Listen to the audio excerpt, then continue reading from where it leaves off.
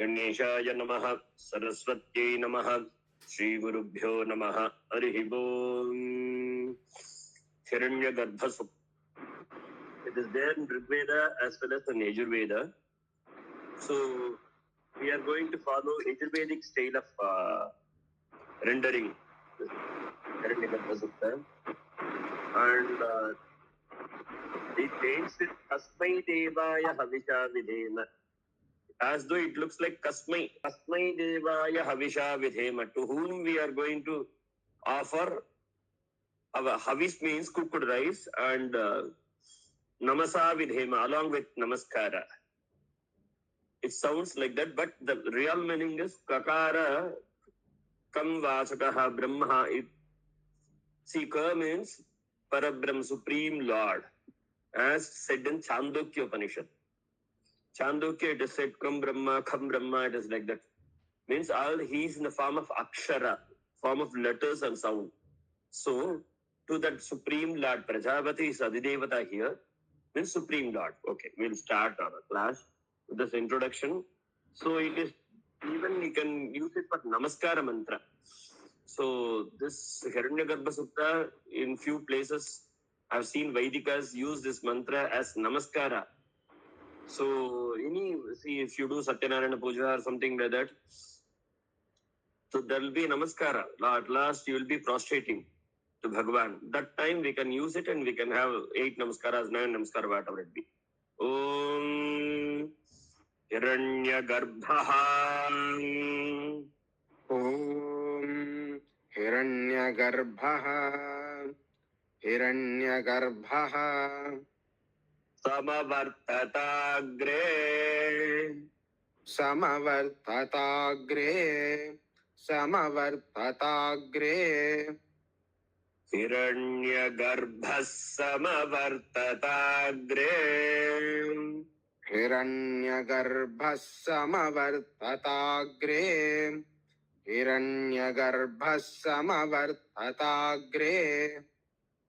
Bhutasya jataha. Bhutasya jataha. Bhutasya jataha. Patireka asit. Patireka asit. Patireka asit. Bhutasya jatah patireka asit. Bhutasya jatah patireka asit. Bhutasya jatah patireka asit. Hiranyagarbhas samavartatagre. Bhutasya jatah patireka asit. Hiranyagarbhas samavartatagre. Bhutasya jatah patireka asit. Hiranyagarbhas samavartatagre. Bhutasya jatah patireka asit.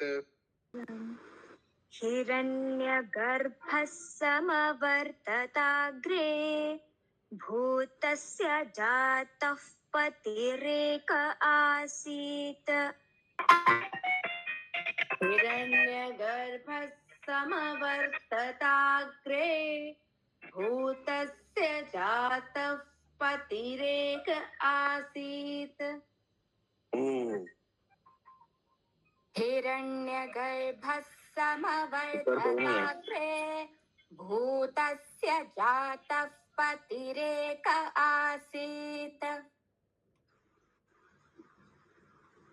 हिरण्यगर्भः समवर्तताग्रे भूतस्य जातः पतिरेक आसीत्. Excellent. हिरण्यगर्भः समवर्तताग्रे भूतस्य जातः पतिरेक आसीत्. हिरण्यगर्भः समवर्तताग्रे भूतस्य जातः पतिरेक आसीत्. सदाधार पृथिवी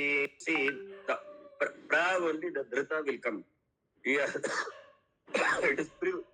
Sadadhara Prithivim. सदाधार पृथिवीं सदाधार पृथिवीं Yamute Mam. द्यामुते मां Sadadhara Prithivim. Yamute Mam. सदाधार पृथिवीं द्यामुते मां सदाधार पृथिवीं द्यामुते मां Tasmai Devaya. कस्मै देवाय Avisha Vidhema.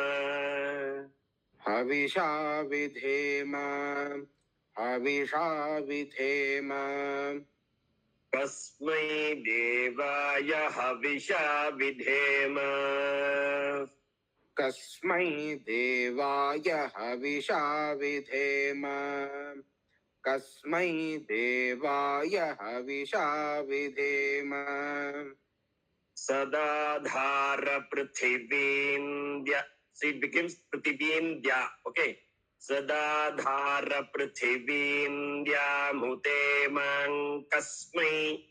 Yamute Mang Nga Nga. Yamute Mang Kasmai Devaya Havisha Vidhema.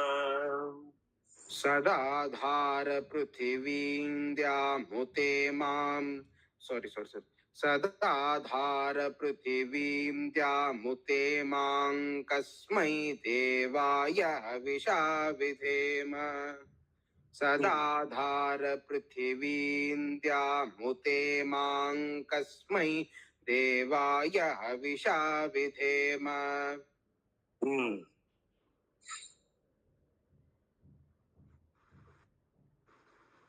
सदाधार पृथिवीं द्यामुते मां कस्मै देवाय हविषा विधेम. See, Sadadhara Prithvi. No, there is Dhrita. Sadadhara Prithvi. You make it loose. Sadadhara Prithvi. Will you please repeat? Yes, sir. सदाधार पृथिवीं. ठीक है. Again. Come on. Complete it. सदाधार पृथिवीं द्यामुते मां कस्मै देवाय हविषा विधेम. Excellent. Next. सदाधार पृथिवीं द्यामुते मां कस्मै देवाय हविषा विधेम. सदाधार पृथिवीं No, see, Sadadhara Prithivim. It is not like that. Sadadhara Prithivim. I say nahi hai. It Dhrita comes only for pra. It is pr. Okay, come on. सदाधार पृथिवीं द्यामुते मां कस्मै देवाय हविषा विधेम. सदाधार पृथिवीं द्यामुते मां कस्मै देवाय हविषा विधेम. ठीक है. Very good. सदाधार पृथिवीं द्यामुते मां कस्मै देवाय हविषा विधेम. ऐसे आप kindly note down Sadadhara Prithivim. ऐसे नहीं है. There is no ip there. Sadadhara Prithivim. Make it loose. Sadadhara Prithivim. सदाधार पृथिवीं. Still. Sadadhara Prithivim. सदाधार पृथिवीं. ठीक है. Next. सदाधार पृथिवीं द्यामुते मां कस्मै देवाय हविषा विधेम. ठीक है, very good. Those who knows Mahanyasana, they would see these things that are there in Mahanyasa. So, Yes, so sir. those who have gone under Mahanyasa training, probably they may be knowing this. Okay. Yaf pranato Yah pranato, yah pranato, nimishato nimishato, nimishato, yaf pranato nimishato yah pranato, nimishato, yah pranato, nimishato, mahitvaika mahitvaika, mahitvaika, nimishato mahitvaika nimishato, mahitvaika, nimishato, mahitvaika, yaf pranato nimishato mahitvaika yah pranato, nimishato, mahitvaika, yah pranato, nimishato, mahitvaika. Idraja. There is Anudata is that. Idraja. Idraja, Idraja, Jagato babhuva. Jagato babhuva, Jagato babhuva, Mahitvaika idraja. Mahitvaika idraja, Mahitvaika idraja, Jagato babhuva. Jagato babhuva, Jagato babhuva, Yaf pranato nimishato mahitvaika. yah pranato, nimishato, mahitvaika, yah pranato, nimishato, mahitvaika, Nidraja jagato babhuva. idraja jagato babhuva, idraja jagato babhuva, Yaf pranato nimishato mahitvaika idraja jagato babhuva. yah pranato, nimishato, mahitvaika idraja jagato babhuva, yah Excellent. sorry, ठीक है continue yah please. pranato, nimishato, mahitvaika idraja jagato babhuva, यः प्राणतो निमिषतो महित्वैक इन्द्राजा जगतो बभूव. Excellent. यः प्राणतो निमिषतो महित्वैक इद्राजा जगतो बभूव. Very गुड. यः प्राणतो निमिषतो महित्वैक इन्द्राजा जगतो बभूव.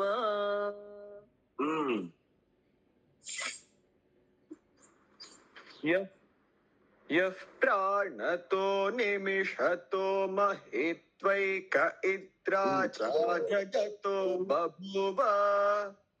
यईशे यैषे, यैषे, अस्य अस्य, अस्य, यईशे अस्य यैषे, अस्य, यैषे, यईशे Swarita is there for ईशे. Okay. Asya. Okay. यैषे, Actually, द्विपदश्चतुष्पदः. It is dvipada here. Okay. Yes, sir. It is okay. Make it dvipadश्चतुष्पदः. द्विपदश्चतुष्पदः. द्विपदश्चतुष्पदः. कस्मै देवाय हविषा विधेम. कस्मै देवाय हविषा विधेम. कस्मै देवाय हविषा विधेम. There also havisha. There is Swarita is there for sha. Okay. Ya ishe. Give a small pass for akara. Okay. Ya ishe asya द्विपदश्चतुष्पदः. य ईशे अस्य द्विपदश्चतुष्पदः. य ईशे अस्य द्विपदश्चतुष्पदः. कस्मै देवाय हविषा विधेम. कस्मै देवाय हविषा विधेम. कस्मै देवाय हविषा विधेम. य ईशे अस्य द्विपदश्चतुष्पदः. So what happens? चतुष्पदः कस्मै देवाय हविषा विधेम. य ईशे अस्य द्विपदश्चतुष्पदः. कस्मै देवाय हविषा विधेम. य ईशे अस्य द्विपदश्चतुष्पदः. कस्मै देवाय हविषा विधेम. Very good.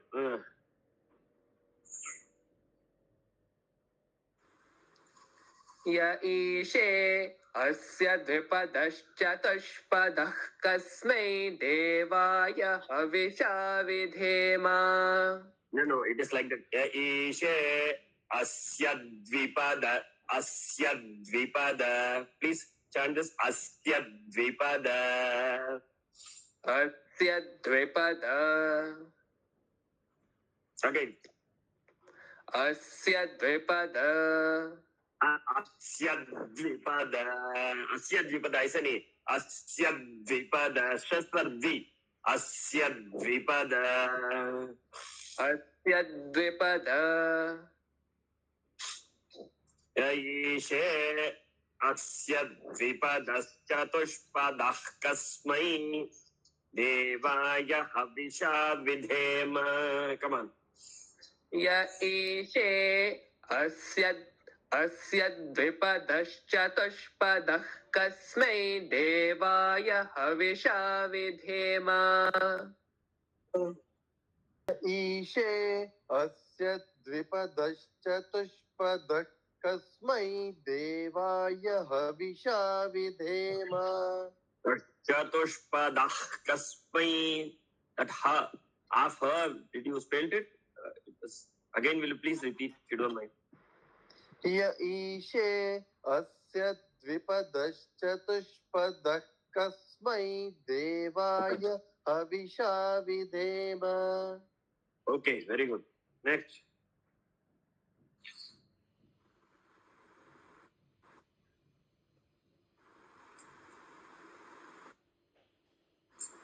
या ईशे अस्य द्विपदश्चतुष्पदः. कस्मै देवाय हविषा विधेम. Excellent.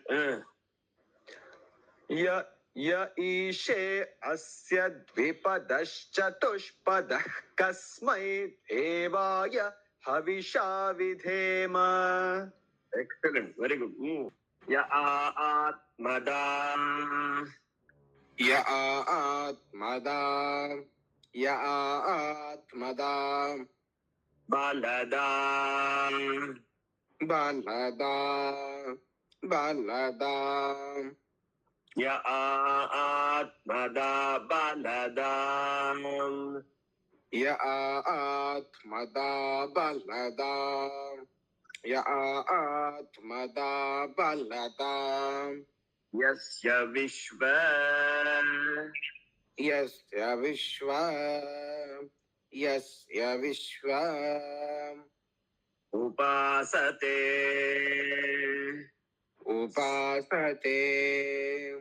उपासते यस्य विश्वमुपासते यस्य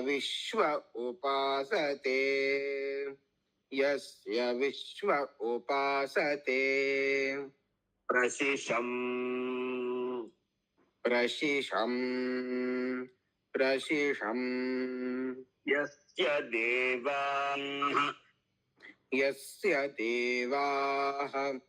यस्य देवाः प्रशिशय्यस्य so अनुनासिकं प्रशिशय्यस्य देवाः प्रशिशं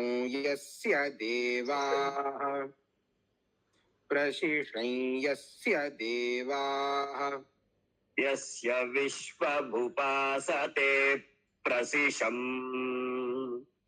यस्य विश्व उपासते प्रशिशं this is here upasate prasisham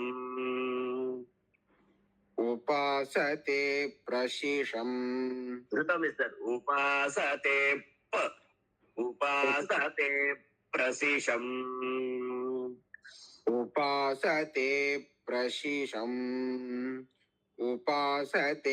prasisham yasya vishvamupasate prasisham यस्य विश्व उपासते प्रशिशं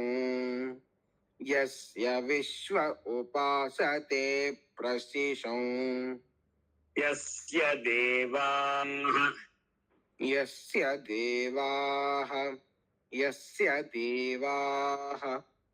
यस्य विश्वमुपासते प्रशिशं यस्य देवाः यस्य विश्व उपासते प्रशिशं यस्य देवाः यस्य विश्व उपासते प्रशिशं यस्य देवाः य आत्मदा पलदा यस्य विश्व य आत्मदा बलदा यस्य विश्व य आत्मदा बलदा यस्य विश्व उपासते प्रशिशं यस्य देवाः उपासते प्रशिशं यस्य देवाः उपासते प्रशिशं यस्य देवाः य आत्मदा बलदा यस्य विश्व उपासते प्रशिशं यस्य देवाः य आत्मदा बलदा यस्य विश्व उपासते प्रशिशं यस्य देवाः य आत्मदा बलदा यस्य विश्व उपासते प्रशिशं यस्य देवाः उपासते the tip is there, apa is there. Upasate prasisham yasya de namo brahmane. It is not just namo brahmane. ऐसा नहीं कहें. See namo brahmane. We say stress no there. That is called dhrita. Okay, in Sanskrit it is called dhrita. Ya atmada balada yasya vishva upasate prasisham yasya deva. Unless you practice Omkara, no, it will be very difficult. That is why Omkara sadhana is prescribed for us. Of all Vedic students, please do it. Huh? Come on. या आत्मदा बलदा यस्य विश्व उपासते प्रशिशं यस्य देवाः Sairam sir. Ya atmada balada yasya vishwa upasate prasishai prasishai yasya devaha Prasisham yasya prasisham. You should down. Anudata is there. Pratishanyasya. प्रसिशय्यस्य देवाः Again, repeat. य आत्मदा बलदा यस्य विश्व उपासते प्रसिशय्यस्य देवाः Very good. य आत्मदा बलदा यस्य विश्व उपासते प्रसिशय्यस्य देवाः Very good. य आत्मदा बलदा यस्य विश्व उपासते प्रसिशय्यस्य देवाः Very good. Next. य आत्मदा बलदा यस्य विश्व उपासते प्रशिशय्यस्य देवाः य आत्मदा बलदा यस्य विश्व उपासते प्रशिशय्यस्य देवाः य आत्मदा बलदा यस्य विश्व उपासते प्रशिशय्यस्य देवाः यस्य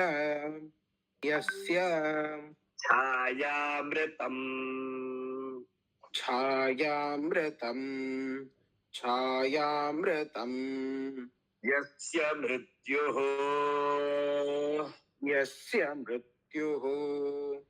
यस्य मृत्युः छायामृतै see अनुनासिका छायामृतै यस्य मृत्युः छायामृतं यस्य मृत्युः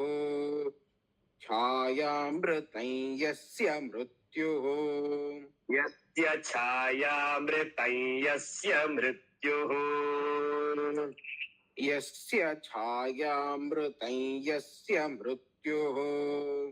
यस्य छायामृतं यस्य मृत्युः मृत्युः कस्मै मृत्युः कस्मै यस्य मृत्युः कस्मै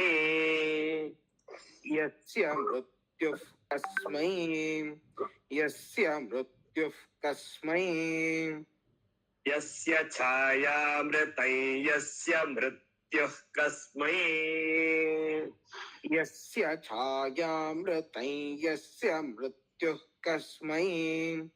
यस्य छायामृतं यस्य मृत्युः कस्मै देवाय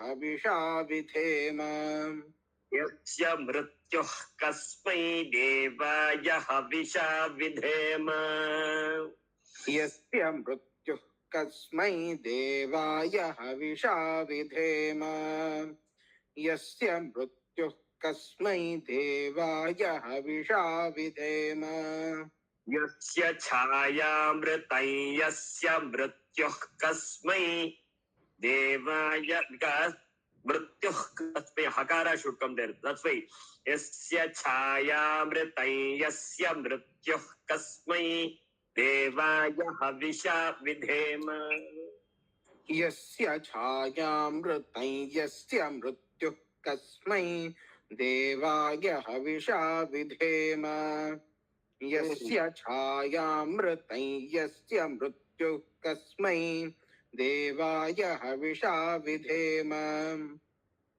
यस्य छायामृतं यस्य मृत्युः कस्मै देवाय हविषा विधेम Very good. यस्य छायामृतं यस्य मृत्युः कस्मै देवाय हविषा विधेम Very good.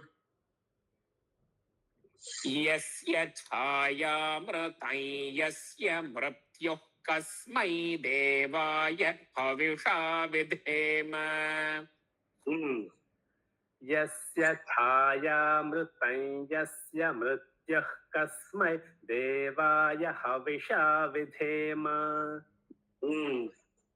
यस्य छायामृतं यस्य मृत्युः कस्मै देवाय हविषा विधेम यस्येमे हिमवन्तो यस्येमे हिमवन्तो यस्येमे हिमवन्तो महित्वा महित्वा महित्वा यस्येमे हिमवन्तो महित्वा यस्येमे हिमवन्तो महित्वा यस्येमे हिमवन्तो महित्वा यस्य यस्य यस्य समुद्रगुम् समुद्रगुं समुद्रगुं रसया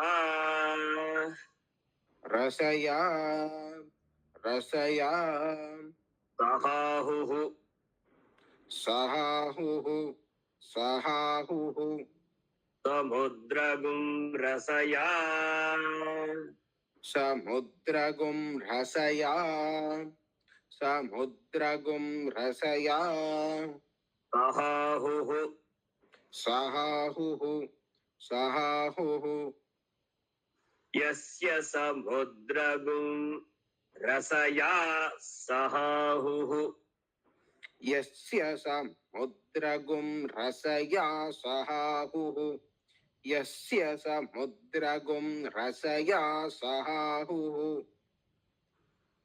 यस्येमे हिमवन्तो महित्वा यस्येमे हिमवन्तो महित्वा यस्येमे हिमवन्तो महित्वा यस्य समुद्रगुं रसया सहाहुः यस्य समुद्रगुं रसया सहाहुः यस्य समुद्रगुं रसया सहाहुः यस्येमे हिमवन्तो महित्वा यस्य समुद्रगुं रसया सहाहुः यस्येमे हिमवन्तो महित्वा यस्य समुद्रगुं रसया सहाहुः यस्येमे हिमवन्तो महित्वा यस्य समुद्रगुं रसया सहाहुः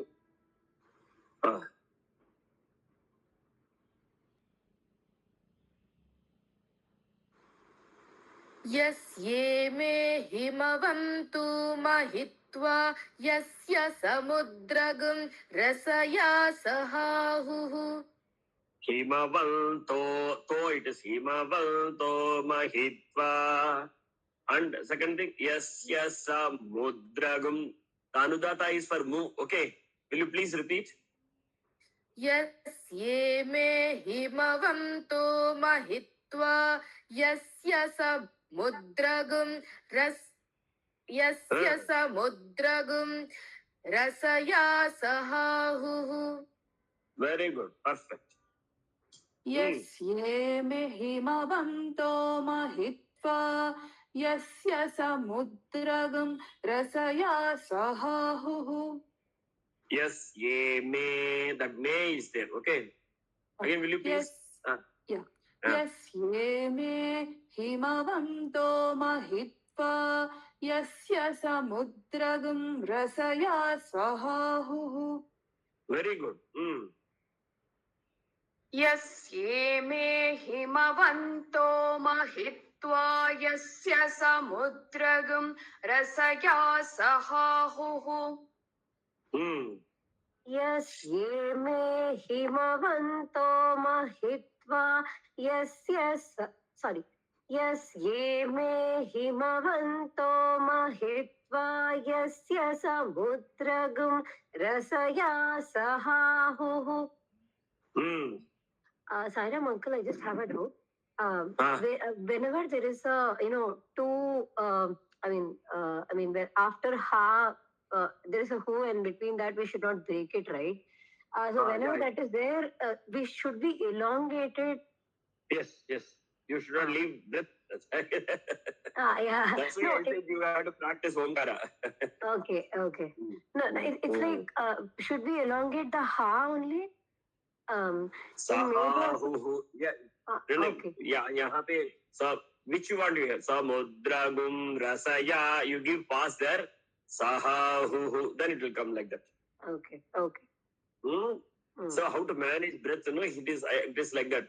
See, yes, ye me himavalto bahitva. You can give pass here. Yasya samudragum rasaya. Small pass. Saha hu. So that the ha hu continues, But should not be visible. Yes, ye me himavalto bahitva. Yasya samudragum rasaya. Saha hu. Okay. Thank you. यस्ये मे हिमवन्तो महित्वा यस्य समुद्रगुं रसया सहाहुः. Very good. यस्ये मे हिमवन्तो महित्वा यस्य समुद्रगुं रसया सहाहुः. Perfect. Yes, ye ma. यस्येमाः Pradisho yasya. प्रदिशो यस्य Bahu. बाहु Yasya bahu. यस्य बाहु Pradisho yasya bahu. प्रदिशो यस्य बाहु Yasye ma. Okay. Because of Visarga and pra. Yasye ma pradisho yasya bahu. यस्येमा प्रदिशो यस्य बाहु यस्येमा प्रदिशो यस्य बाहु Yasye ma pradisho yasya bahu. Kasmai devaya havisha vidhema. यस्येमा प्रदिशो यस्य बाहु कस्मै देवाय हविषा विधेम यस्येमा प्रदिशो यस्य बाहु कस्मै देवाय हविषा विधेम. Very good. यस्येमाः प्रदिशो यस्य बाहो कस्मै देवाय हविषा विधेम.